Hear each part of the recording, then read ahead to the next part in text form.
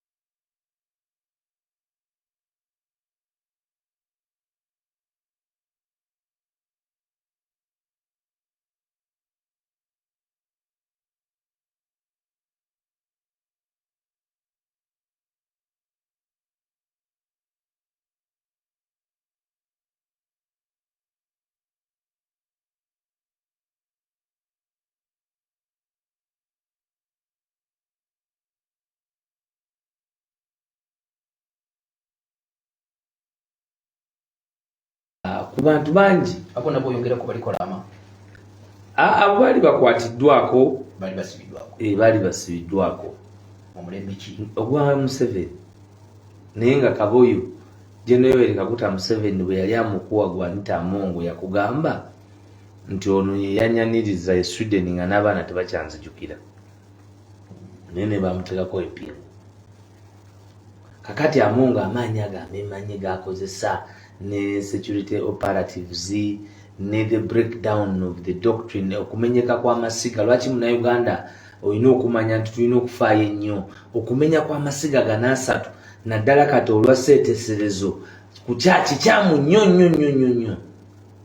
kati bali mu kusiba omuntu ye ali mukiri nti kabeereyo eruzira nti enerera asuzeeyo afuna okulowooza nti Bulola buli lwasulayo kimuwa essanyu naye ng'amenye mateeka ng'akozesezza mateeka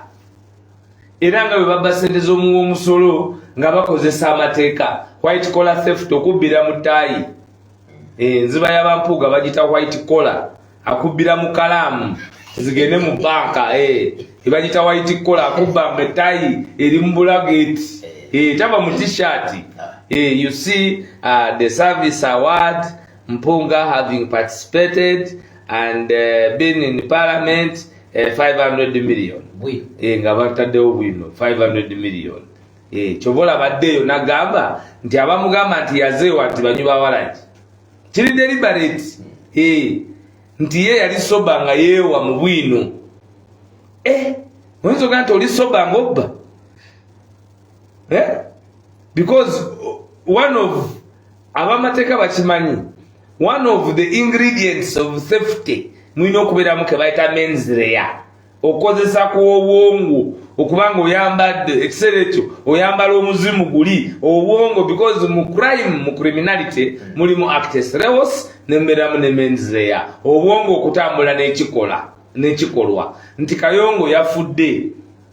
bamusse ekikolwa bakoze eki bamusse ne mens rea nti bamusse yamusse agenderedde oba tagenderedde yagenderedde kubanga yamutemera jambia gye yazirayo mu motoka ye noddayo kuguli ogw'obubbi nti baatuula abantu bana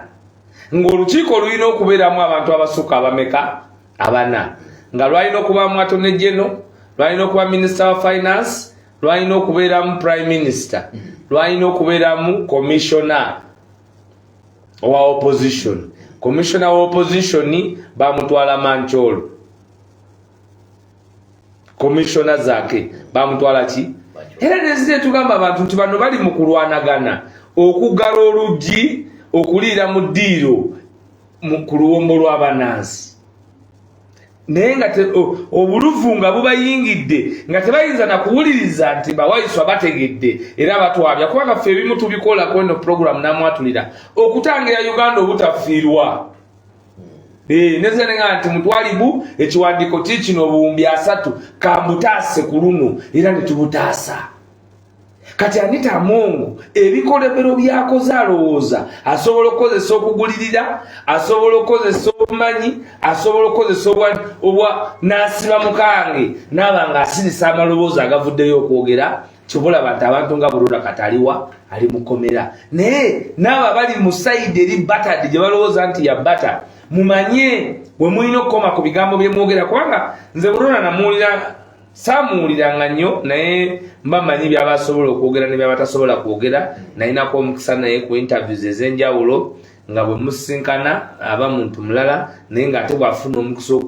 okunjogerako era ng'abalala ng'era ayogera birala nnyo bingi era nga boogera n'ensonga nti abaana abatulugunyizibwa abaana abawambibwa abaana abakwatibwa nti abamu bali kwa asylum bw'ava kugamba nti bali kwa asylum n'agamba abalala balina okugamba nga ayogera ebitakwatagana ku bulumi bw'abantu naye wabanga ayogera ebitakwatagana ku bulumi bw'abantu lwaki olina kali kogambye nti muli wamu naye kubanga ffe tulwanira ddembe ly'abantu Kayongo for us we are struggling for humanity tolaba nti sikanya na mpuuga naye tebayinza ate kumuteekako kumuteekako nkola ya kumenya mateeka n'enkiwagira bayinza kumutwala mu ngeri ya kumunyigiriza ate n'enkiwagira so Bulola muli wamu naye kubanga munnange newankubadde ye ebintu kati eno gye tubirabira naye gyabirabira ago ge maanyi ki g'abantu kati gye tulabira gyalabira kati olwaleero eruzira yeebaseewo amanyi bulungi nnyo nti ebizibu ebiri eruzira byebyo ayogera ne bali abaana olwaleero Bulola kati ali ne Machete amugamba bankwatira bwerere ne Bulola amugamba bankwatira bwerere ye Uganda ffenna gye tulina okusitukiramu awamu tujjewo bwannakyemalira buno buliwo ate tetuyinza kukkiriza nze Anita mugamba tetuyinza kubanga tukyalwanagana nakugjawo Lubambensi ate gwe Anita Amongo kange buli omu of course fa bamamanyi ntayinza bangambye nonga nti bayina bufayiro baagala okutegekako wayiswa naye nze I am as formidable as you can hear me and see me kakiddemu nze ndi mweteefuteefu ndi mugundiivu nga bw'ompulira mu ddoboozi era nga bw'ondaba gwe abandabyeko era totuuleeyo naye gwe Kayongo mwali mulabyeko kye bayita Africa's legal showdown. One of those guys nga zeti agenze atute mu kooti my dear Kayongo muli nyumirwa oliga ati nagamba it will be a showdown. It will be a showdown. Nkubulira it will be a showdown. Kintere mu Uganda. Abo bonna abateekateeka okuntwala mu mbuga z'amateeka. Ku bino bye twogera wano okufuna mwatulira kwe tuyimiriddeko ndi mugundivu ekimala ng'eddoboozi bwe lyogera era nga ne bw'obondabye gwandabyeko Katonda atusaasire naye mugenda kunyumirwa eby'amateeka ebitabangawo ku lukalu lwa Afrika. Kabatandanga. Owayanganira ino ng'obaagaine amagombe gali balyawo abeegomba gwe kubuulira kubanga oli ajja kugamba nti agenda kujjaza nyine wano ne balamuzi banne tuteeke ku leve endala. Nze Kayongo ndi wa fitina ku bino ebya Museveni, ndi wa fitina, ndi wa sagala na muntu yenna kyakyerabire. There is no cutting across. Kayongo abantu baffe babonaabona. Kayongo there is suffering, abantu baffe bafa. Abantu baffe bafa betamanyiko na muwendo naye ng'ekibatta abakutte steering wheel tebasobola kulowooza ku bantu baffe. Eno struggle gwe kankubulire emulago omuntu alwadde omutima ng'afunye complication talina rifaro okujjako mulago. Naye gwomanyi nti mulago talina emergency unit. Emergency unit yetaaga obuwumbi 2 ne miliyoni 5. Eri unit endala webatuukira yetaaga obuwumbi 5 paka olwaliro tebazifuna ng'ezo sente naye bafuna akawumbi kamu ne miliyoni 7. Mpuuga ne banene batambula ne bagenda. Walabye sente za micro bulijjo tujoogerako wano eza micro ewa Kasolo. Kasolo yatuula ne mukyala we ne beewa obuwumbi 2 ne miliyoni 2. Ave yazegani Kasolo yatuula ne mukyala we ya managinga support center yo microfinance. Gwe nakera ku macha ne bakola embaga ne beewa emmotoka za miliyoni 7 nga bawudde sente za muwa Musolo billion 2 ne miliyoni 2. Naye obeereyo naga nti ekizibu kye tulina nti Kyagulanyi Robert Sentamu bank account agisayiningako nani kubanga yakikola mu ministry. Waliwo akasigadde wali kesitegedde bulungi kubana abapulani okubakubiba kuteekateekako ani akirimu akakundi akakaba ono na Anita Mongo n'oli munne na romansi kyoba omanya twogedde ebigambo biweddeyo era nze kyenkakasa tewali kyokola kyotamanyi lwaki akokota n'ogosajja ogongo kimanyi ogosajja gosi gwe balimba munange balimbira ddala naye ebyo tebikujjaako saakugamba of course muganda wange yafa Waiswala Manzani naye ate ninawo Cassandra Eunice Cassandra ate oyo ya QC Queen's Council awuza paka erimu ICC neteekateeka ku bino ate nga sinaleeta bya president na bya bannayuganda ebyo personal okweteekateeka okonye kubali nze mwangu okonye kubali kati gogwa nawulidde nti nono batogera ku nsonga za ogeza science ogeza ononya sula supermarket zozo nazigwe n'amasomero ga nasale obenga capital gwe watwala ku sente z'omuwa omusolo oluwombo lw'omunnansi watwala lwa bwerere ebyo tolina gwenza tiisa nawulidde bayogedde babadde ku programu ezimu nawulidde ne Nsereko Muhammad naye ng'oyomuku mwegatte mulengo nga bagamba ki begatte mulengo nga bagamba ki nti bateekateeka genda mu kooti bawaabire naye Waiswa mumanyi ojjukira ekibuuzo kyenakubuuza nga ng'omukolo gwe Masaka gwakwagwa negamba nti omukulu Mpuuga agambye nti ababadde bamusigeto abadde bamwogerako ne mulowooza nti munaayinaayina kagenda bajjutuka ne nkubuuza totiddeemu yabyogera ate ffe be yatwalira ebitaano kyokka mmwe ffe be yatwalira bwe yakuba oluseke mu luwombo lw'abannansi tugambe ki ebyo tebituyigula ttamu. Bagiyita Pal FM 107.9 ekolera omutwe guli bw'okonye ku Bulola n'enzijukira ne munnamu omulala gwe basibyera ku nsonga za Nite. Fatuma. Fatuma naye ali musomera bamulekomezaawo leero bamwadde bail. Fatuma Nansubuga ayaniredi tuyimirira naawe mwebale kuba muvumu. Manya nti ebintu byonna bye tukola kati tubikola naye gye bujja tuba tuwandiise ku bisenge ebyo byafaayo. Tuba tuwandiise ku bisenge ebyo kati Fatuma ekyo eky'okumusiba okuyimirira ku lw'Abannayuganda ayinza obutakitegeera leero wadde okiganyulwamu naye nkukakasa Fatuma n'abakwetoolodde bazzukulu bo bali kutwala ng'omuzira okwetegera mu wankati wa Parliament. Tiyayimirira ku nguzi yayita amongo bw'oyo omwana omumanyi. Era Mukama akusasulemu n'alabye Musiraamu. Abasiraamu kyemusinga okwagaliza Musiraamu n'Omusirimu kul Muslim Jannah Firdaus. Mukama Fatuma akwagaliza Jannah Firdaus. Kayongo otidde ate mu ebyo tomanyi ndi w'ekibibi. Ogeze rojo y'olu. Ndi w'ekibibi jjapa senganda akubuzeewo. Njagala tugendeko ku nsonga ya waliwo akatandike mbadde genda maaso okubanga ndaba akabadde katambula ku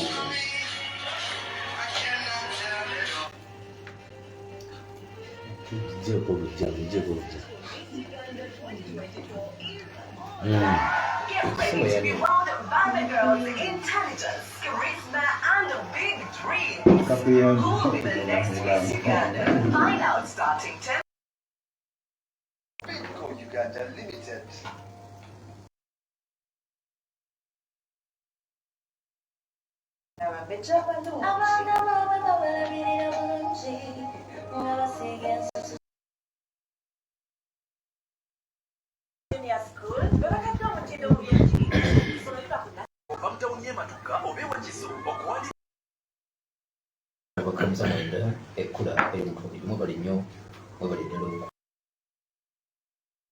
Mulungi era ku mpoozi si ogwenzera okuwulira enako gyayagala ogende ye Kawaala Kawaala katambi sinaba manyi namba ki press conference ntuufu yes sinaba manyi nze bitono ebya bedi byendaba.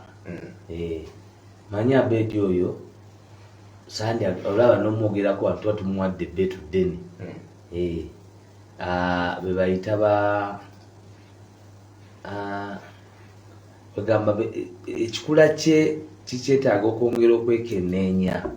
ali possible of everything. Bulungi Alex Wise Mafumbiro. Ku bya Bulola yakwatiddwa speaker kati nga Kaduukulu ali era Bulola ono yali RDC ye bwe bamugambanga ku baana ba Nuupu abawambibwa basibibwa nga aseka nga muzannyo byalwali ne kati naye addemu kino tebyali byalwali wabula agamba nti ate ne Aneta Amongi naye agwanidde okubanga ateekebwa mu layini aleme kulowooza mbona alina obuyinza aleme kubanga ebikolobero ku bannansi ku baana b'abandi alowooze muno yajja kuba Scott free kubanga yali international move chief international mubbi international money nga ensi yonna bwe yamuliko okuzinga nga speaker wa parliament akyasinza okulya enguzi mu nsi yonna era n'ateekebwako n'embo oba n'ebbaani n'ebibugagga bye ne biwambibwa kati yo talina odeste talina waasinza talina waayimirira kutandika kusiba muntu ng'atolodde nga gannaggwadda gamusanga dda nti mubbi kati bagamba nti oli mubbi ate gamba nti oli mubbi olwakiri kye baakugamba ate nze n'onsiba nga bakugamba balala nze njogedde kyabali kitegeeza nti ali guilty kati agezaako okwesanitizinga okulaga nti nno si mubbi oba okutiisatiisa okulemesa abandi badde babyogera okubyogera oleme okumwogerako buli mulabe nga livinga in fear nti bwenna amwogerako nti mubbi bajja kunsiba asigale awo alyoka bbe nga mugambako abbe wali nga twalina omwamukoonako naye tulina okwongera okulabisa ababbi ensi bategere nti ono mubbi baleme ate kwegirisiza mu nsi yaffe. Maagala nnyo mwenna ndunda abakuume tujja kuba tuddamu panange mweraba.